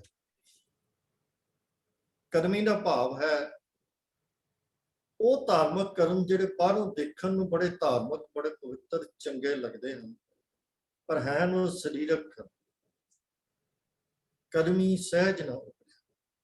ਇੱਥੇ ਸਤਿਗੁਰੂ ਜੀ ਨੇ ਉਹਨਾਂ ਕਰਮਾਂ ਦੀ ਗੱਲ ਕੀਤੀ ਹੈ ਜਿਹੜੇ ਸਾਡੇ ਸਮਾਜ ਦੇ ਵਿੱਚ ਆਮ ਤੌਰ ਤੇ ਕਰਮ ਕਾਂਡ ਦੇ ਨਾਮ ਹੇਠ ਨਾਲ ਅਸੀਂ ਜਿਨ੍ਹਾਂ ਦਾ ਜ਼ਿਕਰ ਕਰਦੇ ਤਾਂ ਅਜਿਹੇ ਕਰਮਾਂ ਦੇ ਨਾਲ ਸਹਿਜ ਨਾ ਉਪਜੈ।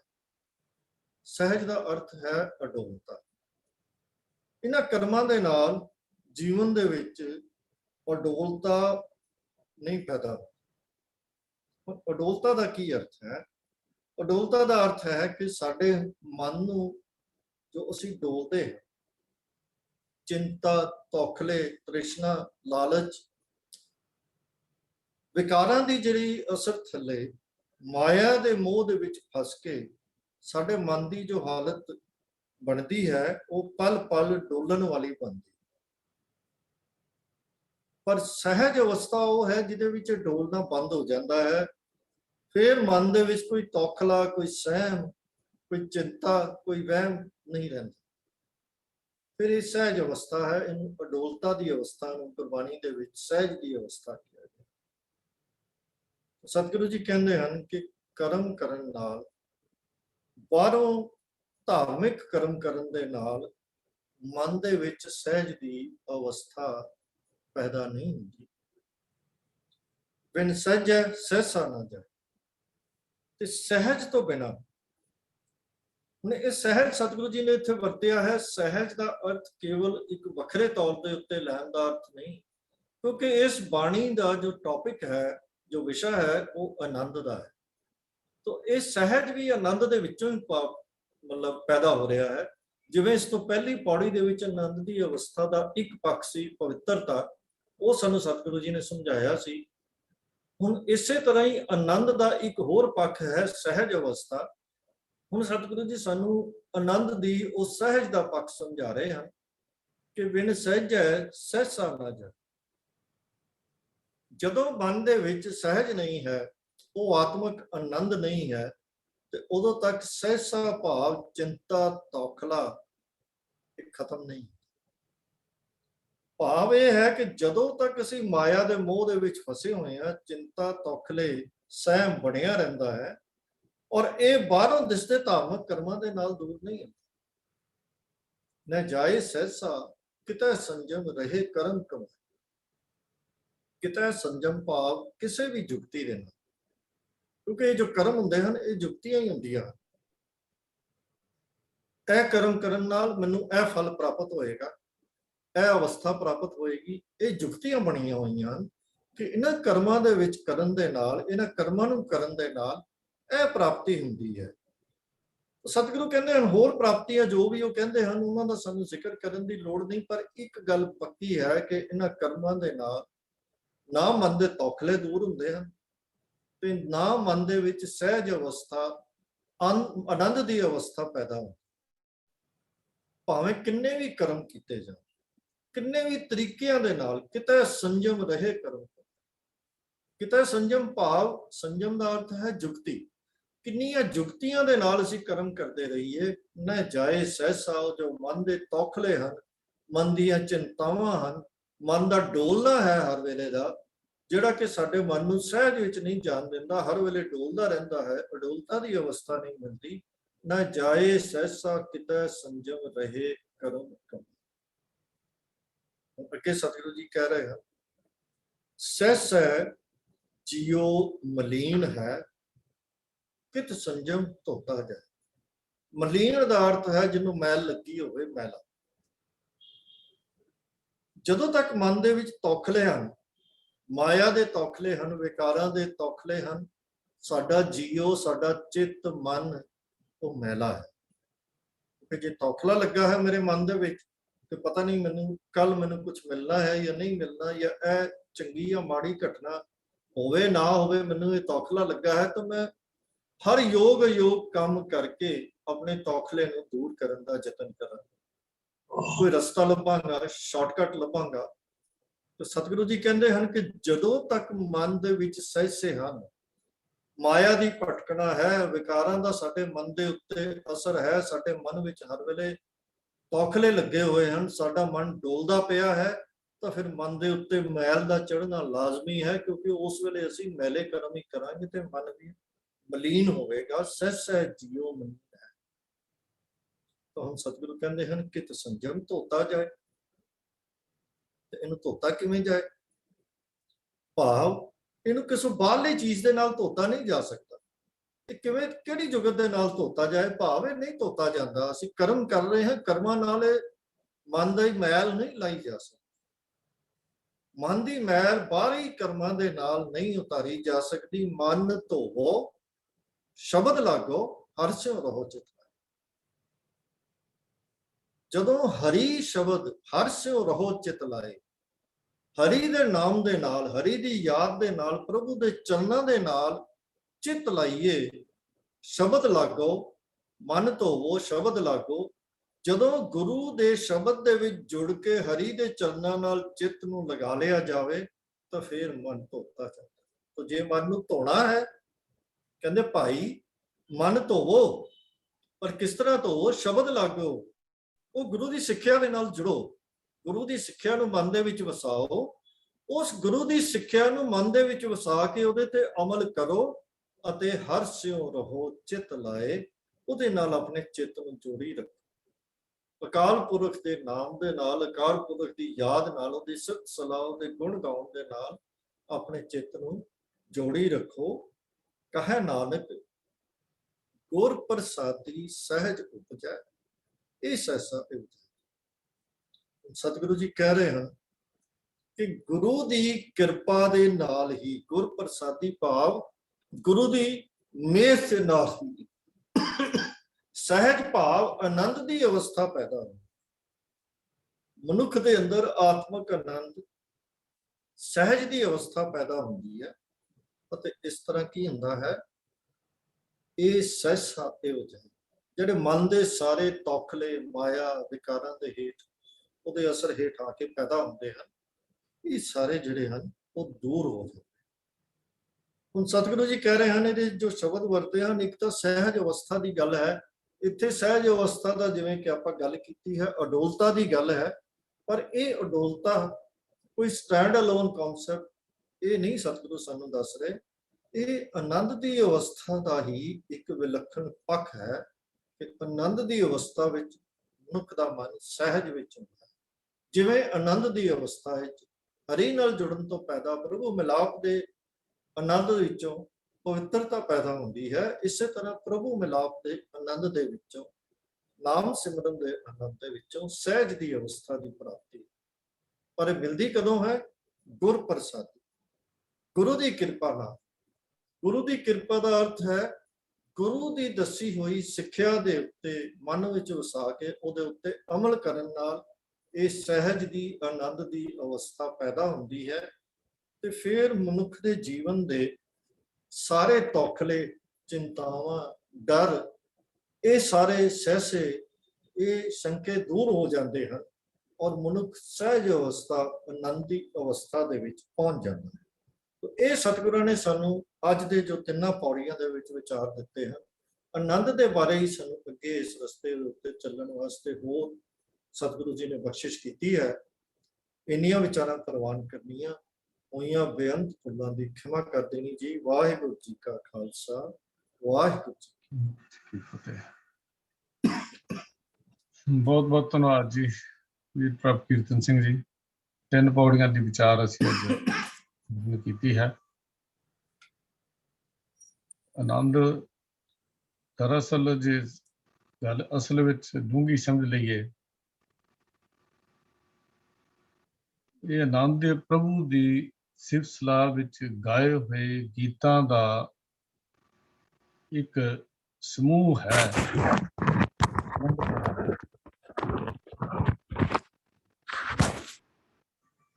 ਇਹ ਜੋ ਸੋਹਿਲੇ ਦੀ ਗੱਲ ਕੀਤੀ ਹੈ, ਸਿਫਤ ਸਲਾਹ ਦਾ ਗੀਤ, ਬਿਨਾ ਇਸ ਸਿਫਤ ਸਲਾਹ ਦੇ ਗੀਤ ਗਾਣ ਤੋਂ ਆਨੰਦ ਤੱਕ ਪਹੁੰਚਿਆ ਨਹੀਂ ਜਾ ਸਕਦਾ।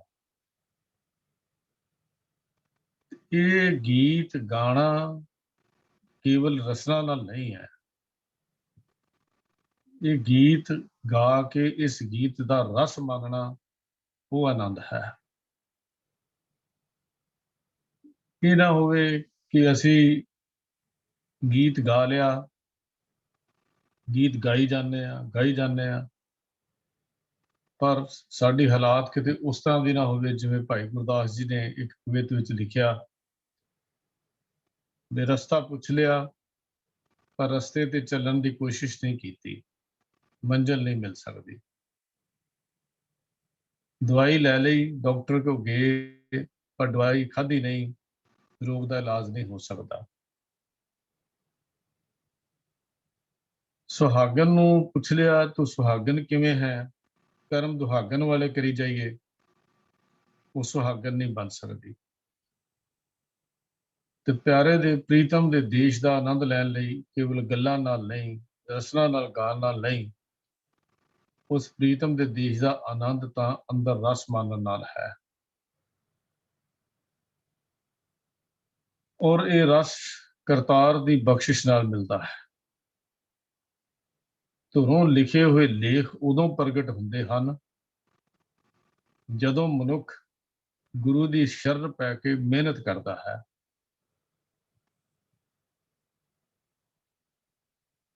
ਗੁਰੂ ਦੀ ਸ਼ਰਨ ਪੈ ਕੇ ਮਿਹਨਤ ਕਰਦਾ ਹੈ, ਉਦੋਂ ਧੁਰੋਂ ਲਿਖੇ ਲੇਖ ਪ੍ਰਗਟ ਹੁੰਦੇ ਹਨ। ਬਿਨਾਂ ਮਿਹਨਤ ਤੋਂ ਆਨਸਰ ਜੋ ਮੇਰੇ ਤਾਂ ਭਾਗਾਂ 'ਚ ਲਿਖਿਆ ਹੀ ਹੋਇਆ ਹੈ, ਉਹ ਤਾਂ ਮਿਲ ਹੀ ਜਾਣਾ ਹੈ। ਗੁਰਮਤਿ ਦੀ ਕਰਮ ਫਿਲਾਸਫੀ ਸਨਾਤਨ ਦੀ ਕਰਮ ਫਿਲਾਸਫੀ ਨਾਲੋਂ ਭਿੰਨ ਹੈ। ਜਿਸ ਤਰ੍ਹਾਂ ਕੱਲ ਵੀ ਮੈਂ ਬੇਨਤੀ ਕੀਤੀ ਸੀ ਵੀ ਪਾਣੀ ਹੈ, ਬੋਰ ਕਰਦੇ ਆ, ਪਾਣੀ ਹੈ, ਲੇਕਿਨ ਬਾਹਰੋਂ ਪਾਣੀ ਪਾ ਕੇ ਉਸ ਪਾਣੀ ਨੂੰ ਕੱਢਣਾ ਪੈਂਦਾ ਹੈ। ਇਸੇ ਤਰ੍ਹਾਂ ਹੀ ਵਾਹਿਗੁਰੂ ਦੀ ਯਾਦ ਵਿੱਚ ਜੁੜਨਾ ਬਖਸ਼ਿਸ਼ ਲਈ ਹੈ, ਪਰ ਬਖਸ਼ਿਸ਼ ਦਾ ਦਾਅਵਾ ਨਹੀਂ ਹੈ, ਉਹਦੇ ਲਈ ਬੇਨਤੀ ਹੈ। ਕਰਤਾਰ ਨੇ, ਵਾਹਿਗੁਰੂ ਨੇ, ਮਾਲਕ ਨੇ ਟੁੱਟ ਕੇ ਰਹਿਮਤ ਕਰਕੇ ਆਪਣੇ ਦਰ ਘਰ ਦੀ ਪ੍ਰਸੰਨਤਾ ਬਖਸ਼ ਦੇਣੀ ਹੈ, ਜਦੋਂ ਅਸੀਂ ਸਭ ਕੁਝ ਆਪੋ ਆਪਣਾ ਭਾਵ ਗਵਾ ਕੇ ਉਹਦੇ ਅੱਗੇ ਅਰਪਣ ਕਰ ਦਿੰਦੇ ਹਾਂ। ਜੇ ਸ਼ਬਦ ਸੁਹਾਵਾ, ਇਹ ਸੋਹਿਲਾ ਸ਼ਬਦ ਸੁਹਾਵਾ ਦੀ ਗੱਲ ਅਸੀਂ ਕੀਤੀ ਹੈ, ਸ਼ਬਦ ਤਾਂ ਗਾਇਆ ਨਹੀਂ, ਸ਼ਬਦ ਦਾ ਆਨੰਦ ਵੀ ਨਹੀਂ ਲਿਆ, ਰਸ ਵੀ ਨਹੀਂ ਮਾਣਿਆ, ਇੱਧਰ ਉੱਧਰ ਭਟਕਦੇ ਰਹੇ ਅਸੀਂ, ਦਾਨ, ਤੀਰਥ, ਪੁੰਨ ਹੋਰ ਬੜਾ ਕਰ ਕੀਤਾ, ਪਰ ਘਰ-ਬਾਰ ਛੱਡ ਕੇ ਖੁਸ਼ੀ ਲੱਭਦੇ ਰਹੇ, ਨਹੀਂ ਲੱਭਣੀ, ਪੱਲੇ ਕੁਝ ਨਹੀਂ ਪੈਣਾ। ਕਿਉਂ? ਕਿਉਂਕਿ ਇਹ ਅੰਤਰ ਮਾਨਣ ਦਾ ਇੱਕ ਵਿਸ਼ਾ ਹੈ, ਸਬਜੈਕਟ ਹੈ। ਸ਼ਬਦਾਂ ਨਾਲ ਬਿਆਨ ਕਰਨ ਦਾ ਵੀ ਇਹ ਸਬਜੈਕਟ ਨਹੀਂ ਹੈ। ਜਿਹਨੂੰ ਅਸੀਂ ਸ਼ਬਦਾਂ ਨਾਲ ਬਿਆਨ ਕਰੀਏ, ਆਨੰਦ ਹੈ ਕੀ ਚੀਜ਼ ਹੈ। ਗੁਰੂ ਘਰ ਵਿੱਚ ਗੱਲਾਂ ਨਾਲ ਆਨੰਦ ਨਹੀਂ ਬਣਦਾ। ਗੱਲੀ ਕਿਨੇ ਨਾ ਪਾਇਆ, ਇੱਕ ਫਿਰੇ ਕਨੇਰੇ, ਕਰੇ ਗੱਲਾਂ, ਗੱਲੀ ਕਿਨੇ ਨਾ ਪਾਇਆ। ਕਿਉਂ? ਕਿ ਗੱਲਾਂ ਕੇਵਲ ਲੋਕਾਂ ਨੂੰ ਦਿਖਾਉਣ ਲਈ ਹੁੰਦੀਆਂ ਹਨ। ਉਹ ਕਰਨੀ ਤੋਂ ਖਾਲੀ ਹੁੰਦੇ ਨੇ। ਜਿਹੜੇ ਮਨੁੱਖ ਕਰਨੀ ਤੋਂ ਖਾਲੀ ਨੇ, ਗੱਲਾਂ ਵਿੱਚ ਸੀਮਿਤ ਨੇ, ਉਹਨਾਂ ਨਾਲ ਆਨੰਦ ਨਹੀਂ ਬਣਦਾ। ਕਿਉਂਕਿ ਮਨਮੁਖ ਕਥਨੀ ਹੈ ਪਰ ਰਹਿਤ ਨਾ ਹੋਈ। ਕਥਨੀ ਹੈ, ਗੱਲਾਂ ਹਨ, ਪਰ ਅੰਦਰ ਦਾ ਆਨੰਦ ਨਹੀਂ ਹੈ। ਲੋਕਾਂ ਨੂੰ ਕੱਥ-ਕੱਥ ਕੇ ਸੁਣਾ ਰਿਹਾ, ਜੋ ਅਸੀਂ ਬੋਲਿਆ ਉਹਦੇ ਤੇ ਵਿਚਾਰ ਵੀ ਨਾ ਕੀਤੀ, ਅਸੀਂ ਕਥਾ ਕਰਕੇ ਸੁਣਾ ਦਿੱਤੀ, ਲੈਕਚਰ ਕਰਕੇ ਸੁਣਾ ਦਿੱਤੇ, ਪਰ ਜੇ ਅਸੀਂ ਆਪ ਵਿਚਾਰ ਨਹੀਂ ਕੀਤੀ, ਫਿਰ ਆਨੰਦ ਤੱਕ ਤਾਂ ਅਸੀਂ ਵੀ ਨਹੀਂ ਪਹੁੰਚ ਸਕਦੇ। ਮਾਨੁਖ ਕਥੈ ਕਥ ਲੋਕ ਸੁਣਾਵੇ, ਜੋ ਬੋਲੇ ਸੋ ਨਾ ਵਿਚਾਰੇ। ਜੋ ਬੋਲੇ ਸੋ ਨਾ ਵਿਚਾਰੇ, ਇਹ ਹੈ ਗੱਲਾਂ। बोलना पर विचार ना करनी। ये आनंद कोई ड्रामा नहीं है, कोई नाटक नहीं है भी ਅਸੀਂ ਲੋਕਾਂ ਨੂੰ ਕਰਕੇ ਦਿਖਾ ਦਈਏ, ਕਿਰਦਾਰ ਆਪਣਾ ਨਿਭਾ ਦਈਏ। ਜਿਵੇਂ ਪਿਕਚਰਾਈਜ਼ ਹੁੰਦੀਆਂ ਚੀਜ਼ਾਂ, ਆਪਾਂ ਆਪਣਾ ਕਿਰਦਾਰ ਨਿਭਾਇਆ, ਬਸ ਪੈਸਾ ਲਿਆ, ਚਲੇ ਗਏ। ਆਨੰਦ ਉਹ ਚੀਜ਼ ਨਹੀਂ ਹੈ। ਇੱਥੇ ਤਾਂ ਆਪਣੇ ਆਪ ਨੂੰ ਕੁਰਬਾਨ ਕਰਨਾ ਪੈਂਦਾ, ਸਭ ਕੁਝ ਵਾਰਨਾ ਪੈਂਦਾ ਹੈ। ਸੋਹਿਲਾ ਸ਼ਬਦ ਦਾ ਇੱਕ ਅੰਤਰੀਵ ਰਸ ਹੈ। ਉਹ ਸਿਵ ਸਲਾਹ ਦਾ ਗੀਤ ਜਿਹੜਾ ਹੈ, ਉਹ ਇੱਕ ਅੰਤਰੀਵ ਰਸ ਹੈ। ਸ਼ਬਦ ਉਹ ਸੁਹਾਵਾ ਹੈ। ਸ਼ਬਦ ਤੋਂ ਬਿਨਾਂ ਉਹਦੀ ਕਿਸੇ ਦੀ ਮਿਹਨਤ ਵੀ ਪਰਵਾਹ ਨਹੀਂ। ਤੀਜੀ ਪੌੜੀ ਜਿਹੜੀ ਗੁਰੂ ਪਾਤਸ਼ਾਹ ਜੀ ਨੇ ਅੱਜ ਅਸੀਂ ਵਿਚਾਰੀ, ਕਰਮੀ ਕੇਵਲ ਕਰਮ ਕਰਨ ਨਾਲ ਸਹਿਜ ਨਹੀਂ ਮਿਲਦਾ, ਤੇ ਬਿਨਾਂ ਸਹਿਜ ਤੋਂ ਅੰਦਰੇ ਤੋਖਲੇ ਵੀ ਦੂਰ ਨਹੀਂ ਹੁੰਦੇ। ਚਿੰਤਾ ਫਿਕਰ ਦੇ ਵਿੱਚ ਇਨਸਾਨ ਦੂਰ ਹੀ ਨਹੀਂ ਹੁੰਦੀ, ਝੋਰਿਆਂ ਵਿੱਚ ਡੁੱਬਿਆ ਰਹਿੰਦਾ ਹੈ। ਕਿੰਨੇ ਕਰਮ ਕਾਂਡ ਅਸੀਂ ਕਰ ਲਾਂਗੇ, ਕਿੰਨੇ ਕਰ ਰਹੇ ਹਾਂ। ਕਰਮ ਕੀ ਹੈ, ਕਰਮ ਕਾਂਡ ਕੀ ਹੈ? ਕਰਮ ਕਿਹੜੇ ਕਰਮ ਦੀ ਗੱਲ ਕੀਤੀ? ਵੀ ਜਿਹੜੇ ਕਰਮ ਅਸੀਂ ਧਰਮ ਦੇ ਨਾਂ ਤੇ ਕਰ ਰਹੇ ਹਾਂ, ਪਰ ਉਹਨਾਂ ਵਿੱਚੋਂ ਸਾਡਾ ਧਰਮ ਜਨਮ ਨਾ ਲਵੇ, ਆਤਮਿਕ ਜੀਵਨ ਨਾ ਬਣੇ, ਤਾਂ ਫਿਰ ਉਹ ਕਰਮੀ ਹਨ, ਕਰਮ ਹਨ, ਉਹ ਕਰਮ ਹਨ, ਕਰਮ ਕਾਂਡ ਹਨ। ਉਹ ਮਕੈਨੀਕਲ ਰੈਪੀਟੀਸ਼ਨ ਹੈ। ਗੁਰਮਤ ਨੇ ਮਕੈਨੀਕਲ ਰੈਪੀਟੀਸ਼ਨ ਕਦੋਂ ਬਣਦਾ ਹੈ, ਕਰਮ ਕਾਂਡ ਕਦੋਂ ਬਣਦਾ ਹੈ? ਜਦੋਂ ਅਸੀਂ ਸਮਝਦੇ ਨਹੀਂ ਹਾਂ। ਜਿਵੇਂ ਨਿਤ ਨੂੰ ਵੀ ਰੋਜ਼ ਦੇ ਨਿਤਨੇਮ ਨੂੰ ਵੀ ਅਸੀਂ ਕਰਮ ਹੀ ਸਮਝ ਕੇ ਕਰੀ ਜਾਈਏ, ਇਹਦਾ ਰਸ ਨਾ ਮਾਣੀਏ, ਆਨੰਦ ਨਾ ਲਈਏ, ਫਿਰ ਤੇ ਲੋਕ ਕਹਾਂਗੇ ਜੀ ਇੰਨੇ ਸਾਲ ਹੋ ਗਏ ਨਿਤਨੇਮ ਕਰਦਿਆਂ, ਜੀਵਨ ਬਦਲਿਆ ਹੀ ਨਹੀਂ। ਬਦਲੇਗਾ ਕਿੱਥੋਂ ਜਦੋਂ ਰਸ ਹੀ ਨਹੀਂ ਮਾਣਿਆ? ਇਸੇ ਕਰਕੇ ਹੀ ਕਹਿੰਦੇ ਆ ਸਾਵਧਾਨਤਾ ਦੇ ਨਾਲ ਹਰ ਚੀਜ਼, ਸਾਨੂੰ ਗੁਰਬਾਣੀ ਨੂੰ ਪੜ੍ਹਨ ਲੱਗਿਆ ਸਾਵਧਾਨਤਾ ਬੜੀ ਜ਼ਰੂਰੀ ਹੈ। ਸਾਵਧਾਨ ਇਕਾਗਰ ਚੀਤ ਹੋਣਾ ਜ਼ਰੂਰੀ ਹੈ। ਰੱਬ ਕੀ ਉਸਤਤ ਕਰੋ ਸੰਤ ਮੀਤ, ਸਾਵਧਾਨ ਇਕਾਗਰ ਚੀਤ। ਇਕਾਗਰ ਚੀਤ ਵਿੱਚੋਂ ਹੀ ਰਸ ਬਣਦਾ ਹੈ, ਕਰਮ ਨਾਲ ਰਸ ਨਹੀਂ ਬਣਦਾ, ਕੇਵਲ ਕਰਮ ਕਰ ਲੈਂਦਾ। ਤੇ ਗੁਰੂ ਪਾਤਸ਼ਾਹ ਜੀ ਨੇ ਅੱਜ ਆਨੰਦ ਦੀਆਂ ਇਹਨਾਂ ਪੌੜੀਆਂ ਵਿੱਚ ਸਾਨੂੰ ਜੀਵਨ ਦਾ ਇੱਕ ਐਸਾ ਮਾਰਗ ਦੱਸਿਆ ਜੋ ਸਾਡੇ ਰੋਜ਼ਾਨਾ ਪ੍ਰਤੀ ਜੀਵਨ ਦੇ ਵਿੱਚ ਰੋਜ਼ ਅਸੀਂ ਵੇਖਦੇ ਹਾਂ। ਤਿੰਨੇ ਪੌੜੀਆਂ ਹੀ ਗੁਰੂ ਪਾਤਸ਼ਾਹ ਜੀ ਨੇ ਜਿਹੜੀਆਂ ਅੱਜ ਅਸੀਂ ਵਿਚਾਰੀਆਂ, ਸਾਡੇ ਰਿਲੇਟਡ ਹਨ ਸਾਡੇ ਡੇਲੀ ਲਾਈਫ ਨਾਲ, ਰੋਜ਼ਾਨਾ ਜੀਵਨ ਦੇ ਨਾਲ। ਬੜਾ ਕੁਝ ਇਸ ਤੋਂ ਸਿੱਖਣ ਨੂੰ ਮਿਲਦਾ ਹੈ ਕਿ ਅਸੀਂ ਉੱਥੇ ਦੇ ਉੱਥੇ ਖੜੇ ਹਾਂ ਜਾਂ ਕੁਛ ਆਨੰਦ ਤੱਕ ਪਹੁੰਚਣ ਦਾ ਯਤਨ ਕਰ ਰਹੇ ਹਾਂ। ਗੁਰੂ ਕਿਰਪਾ ਕਰੇ ਇਹ ਗੱਲ ਸਾਨੂੰ ਵੀ ਸਮਝ ਆਵੇ, ਅਸੀਂ ਵੀ ਇਹ ਆਨੰਦ ਮਾਣ ਸਕੀਏ ਜੀ। ਭੁੱਲ ਚੁੱਕ ਦੀ ਖਿਮਾ ਜੀ। ਵਾਹਿਗੁਰੂ ਜੀ ਕਾ ਖਾਲਸਾ, ਵਾਹਿਗੁਰੂ ਜੀ ਕੀ ਫਤਿਹ। ਬੇਨਤੀ ਕਰ ਰਿਹਾ ਹਾਂ